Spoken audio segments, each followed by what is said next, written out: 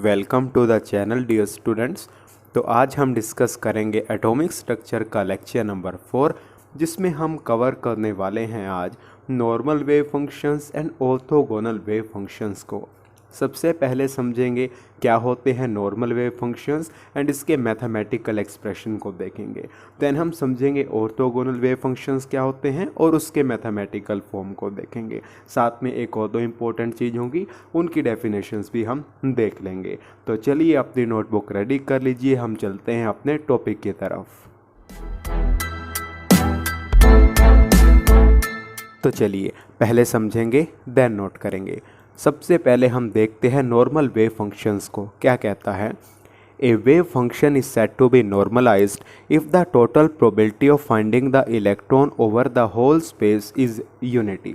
समझना जरा, हमने डी ब्रोगली कॉन्सेप्ट के अकॉर्डिंग देखा था कि इलेक्ट्रॉन का ड्यूअल करैक्टर है, यानी वो पार्टिकल नेचर भी शो करेगा और वेव नेचर भी शो करेगा। अब न्यूक्लियस के अराउंड जो रीजन है, न्यूक्लियस के अराउंड जो स्पेस है, वहीं पर इलेक्ट्रॉन वेव मोशन शो कर रहा होगा।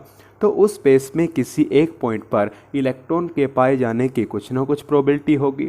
इसी तरीके से स्पेस में कोई और पॉइंट पे कंसीडर करें तो वहाँ पर भी इलेक्ट्रॉन के पाए जाने की कुछ ना कुछ प्रोबेबिलिटी होगी। तो स्पेस में अगर सभी पॉइंट्स पर हम प्रोबेबिलिटीज़ निकाल लें और उन सभी प्रोबेबिलिटीज़ को ऐड करें, अगर टोटल प्रोबेबिलिटी यूनिटी आ रही है, 1 आ रही है एक पर्टिकुलर वेव फंक्शन के केस में, तो हम बोलेंगे कि वो particular wave function normal wave function है, वो फंक्शन जो है वो नॉर्मलाइज्ड है। वही बात यहाँ पर की गई है। अब देखते हैं कि मैथमेटिकली हम इसे कैसे रिप्रेजेंट कर सकते हैं। देखिए, लास्ट लेक्चर में हमने सिग्निफिकेंस डिस्कस किया था साई एंड साई स्क्वायर का। साई क्या रिप्रेजेंट करता है? वेव फंक्शन, जो कि हमें एम्पलीट्यूड बताता है इलेक्ट्रॉन वेव का, यानी वेव की हाइट। और साई स्क्वायर क्या रिप्रेजेंट करता था? साई स्क्वायर हमारे पास रिप्रेजेंट करता था प्रोबेबिलिटी डेंसिटी, यानी इलेक्ट्रॉन के पाए जाने की प्रोबेबिलिटी कितनी है उस स्पेस में जिस स्पेस में इलेक्ट्रॉन वेव मोशन शो कर रहा है न्यूक्लियस के अराउंड। अब हमारे पास इसे हम स्पेस में कंसीडर कर रहे हैं, इसीलिए यहाँ पर dx डिवाइड dz लिया है। याद है ना, पिछले ही लेक्चर में हमने डिस्कस किया था कि स्पेस में अगर हमें किसी पॉइंट की पोजीशन को बताना है तो हमें 3 कोऑर्डिनेट्स की जरूरत पड़ती है, x coordinate, y coordinate and z coordinate. Axis के रिस्पेक्ट में अगर पोजीशन बतानी हो तो हम x कोऑर्डिनेट का यूज़ करते हैं, y एक्सिस के रिस्पेक्ट में पॉइंट की पोजीशन बतानी हो तो y कोऑर्डिनेट, और इसी तरीके से z एक्सिस के रिस्पेक्ट में बतानी हो तो z कोऑर्डिनेट का यूज़ करते हैं। इसी वजह से यहाँ पर dx डिवाइड dz की बात हुई है, क्योंकि हम स्पेस में बात कर रहे हैं। इसे हम वॉल्यूम एलिमेंट भी बोलते हैं। यानी अगर हम साई स्क्वायर को इंटीग्रेट करें -∞ टू +∞, यानी पूरे स्पेस को हमने कंसीडर कर लिया with respect to volume element, वो कितना आएगा? यूनिटी। या फिर कैसे रिप्रेजेंट करते हैं? Sai into Sai star. Sai star क्या है? हमने पिछले लेक्चर में देखा था, साई का कॉम्प्लेक्स कंजुगेट। कॉम्प्लेक्स कंजुगेट कब हम लेते हैं? जब साई इमेजिनरी होता है। हमने सब डिस्कस किया है ना, इमेजिनरी क्या, जिसे हम a प्लस आयोटा b की फॉर्म में रिप्रेजेंट कर सकते हैं। और उसका कॉम्प्लेक्स कंजुगेट क्या होगा? a माइनस आयोटा b, यानी आयोटा का साइन चेंज हो जाएगा। साई है a plus iota b, Sai star उसका कॉम्प्लेक्स कंजुगेट क्या हो जाएगा? a minus iota b। यानी साई अगर इमेजिनरी है तो हम इस तरीके से रिप्रेजेंट करेंगे नॉर्मल वेव फंक्शन को, if Sai is imaginary and not real. आप इतना नोट करें, जो अभी मैंने आपको बताया वो भी लिख लेते हैं, तब तक इतना नोट करो।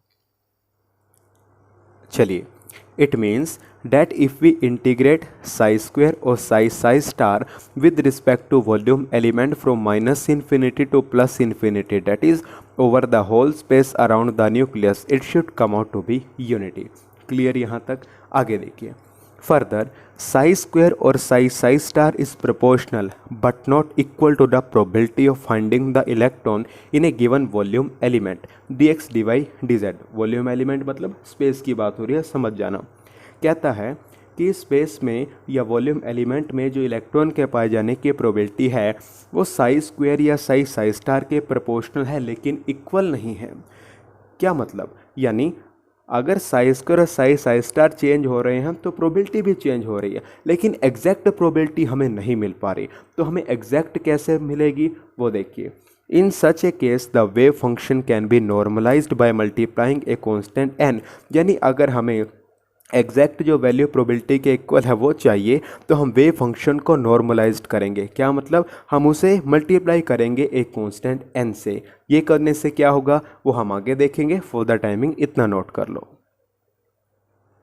चलिए, अभी तक हमने देखा कि जो साई स्क्वायर है या फिर साई स्टार है वो प्रोबेबिलिटी के प्रोपोर्शनल है, इक्वल नहीं है। तो हमें इक्वल वैल्यू कैसे मिले प्रोबेबिलिटी के, तो हम वेव फंक्शन को नॉर्मलाइज करेंगे। कैसे करेंगे, कैपिटल N एक कांस्टेंट से मल्टीप्लाई करके। तो उससे क्या होगा, it give a wave function which is equal to the probability in a given volume element. इससे होगा क्या कि नॉर्मलाइजेशन जो हमने किया है कांस्टेंट n से मल्टीप्लाई करके वेव फंक्शन को, इन दोनों के प्रोडक्ट से जो वेव फंक्शन आ रहा है वो प्रोबेबिलिटी के इक्वल आ जाएगा। और हमें वैल्यू प्रोबेबिलिटी के इक्वल ही तो चाहिए थी। The product of the constant n and the wave function is called the normalization constant. जो कांस्टेंट n से मल्टीप्लाई किया है हमने वेव फंक्शन को, इन दोनों का प्रोडक्ट क्या कहलाता है, नॉर्मलाइजेशन कांस्टेंट कहलाता है। मैथमेटिकली कैसे रिप्रेजेंट करेंगे इस चीज़ को, देखो हमारे पास था minus infinity to plus infinity psi square d x d y d z is equal to unity यानी 1। साई स्क्वायर को मैं साई डॉट साई लिख सकता हूँ, 2 हो गया। तो दोनों को हमने कांस्टेंट कैपिटल N से मल्टीप्लाई कर दिया। n into N N square होगा, एन स्क्वायर को मैंने बाहर लिखा, अंदर एज इट इज़ ये आ गया। Psi square d x d y d z equal to 1 और minus infinity to plus infinity psi square d x d y d z is equal to 1/n square, या फिर इससे मैं लिख सकता हूँ n⁻⁻²। क्लियर, तो आप इतना नोट करें, देन हम आगे चलते हैं। तो चलो, अभी हमने बात की साई स्क्वायर से नॉर्मलाइजेशन कॉन्स्टेंट्स को मल्टीप्लाई किया है। अगर साई इमेजिनरी हो तो हम साई स्क्वायर की जगह क्या यूज़ करते हैं, साई स्टार साई का कॉम्प्लेक्स कंजुगेट। तो इस केस में भी वही है, दोनों को टाइम बाय टाइम n से मल्टीप्लाई करो, minus infinity plus infinity n psi star d x d y d z is equal to 1। वही n स्क्वायर को बाहर करोगे, ये term as it is equal to 1 आ गई। इसे डिनोमिनेटर में ले जाएँ तो minus infinity to plus infinity psi star d x d y d z is equal to 1/n square, या फिर इसे लिख सकते हैं n⁻⁻²। क्लियर, तो आप इतना नोट करो, देन हम चलते हैं ऑर्थोगोनल वेव फंक्शन की तरफ। तो चलिए, अब हम समझते हैं ऑर्थोगोनल वेव फंक्शंस को। क्या कहता है, a particular wave function must be different from all other wave functions over the whole space. कहता है कि देखो, जो स्पेस में इलेक्ट्रॉन वेव मोशन शो कर रहा है न्यूक्लियस के अराउंड, उस स्पेस में एक पर्टिकुलर वेव फंक्शन हम ले तो वो पर्टिकुलर वेव फंक्शन बाकी के जो वेव फंक्शंस होंगे उनसे डिफरेंट होगा। भाई हो भी क्यों ना, याद करो जब हमने कंडीशंस पढ़ी थी एक वेव फंक्शन को एक्सेप्टेबल होने के लिए, एक कंडीशन ये थी कि जो साई है वो सिंगल वैल्यूड हो, यानी स्पेस में किसी पॉइंट पर उसकी सिंगल वैल्यू हो, यूनिक हो, यानी वो इंडिपेंडेंट हो, दूसरे पर डिपेंड ना करता हो। इसी यूनिकनेस को, इसी इंडिपेंडेंस को वो बोलता है orthogonality. The chosen function should be independent of the other, that is they should be orthogonal to each other. Clear? Mathematically कैसे हम इन्हें represent करेंगे? The conditions for orthogonality is that the product of the two wave function when integrated over the whole space should be equal to 0.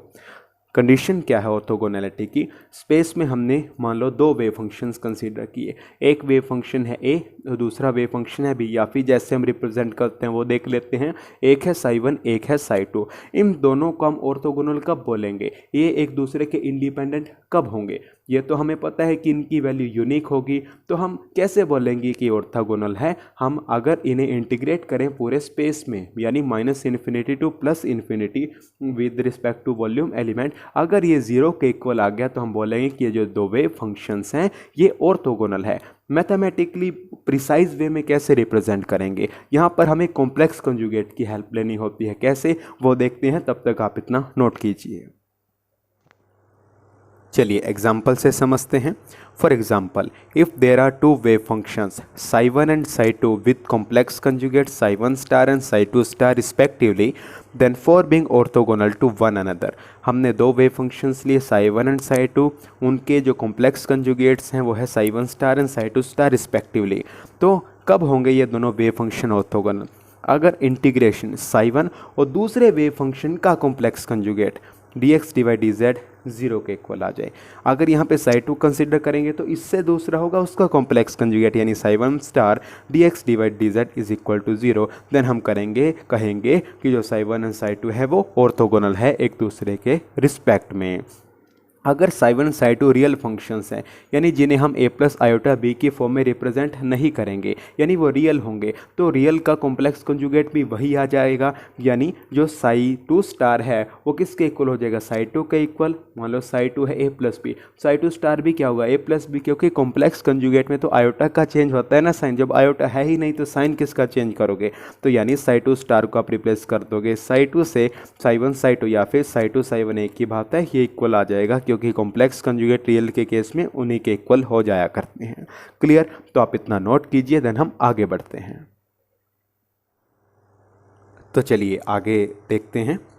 When they obey the equation psi 1 star dx divide dz is equal to 1, यानी एक wave function लिया, उसी का complex conjugate का integrate कर रहे हैं with respect to volume element, वो 1 के इक्वल आ जाए। या फिर दूसरे के लिए भी एक बोल सकते हैं साई 2 जो वेव फंक्शन है, तो हम इन दोनों को कहेंगे कि ये नॉर्मल वेव फंक्शंस हैं। क्लियर, पूछ सकता है कई बार एक नंबर में इन डेफिनेशंस को, तो ध्यान रखना। आगे नोट डालकर लिखेंगे the wave functions which are both normalized and orthogonal are called the orthonormal wave functions या फिर ऑर्थोनॉर्मल फंक्शंस। यानी अभी हमने नॉर्मलाइज्ड वेव फंक्शंस को देखा, ऑर्थोगोनल वेव फंक्शंस को देखा। एक वेव फंक्शन दोनों है, नॉर्मल भी और ऑर्थोगोनल भी, तो उसे हम क्या बोलेंगे कि वो फंक्शन ऑर्थोनॉर्मल है। क्लियर, तो it is all about normal and orthonormal wave function. छोटा सा टॉपिक था बट स्टिल इम्पोर्टेंट है। तो ठीक है, आज इतना ही देखेंगे, मिलते हैं नेक्स्ट वीडियो में। Till next video, keep learning, keep growing.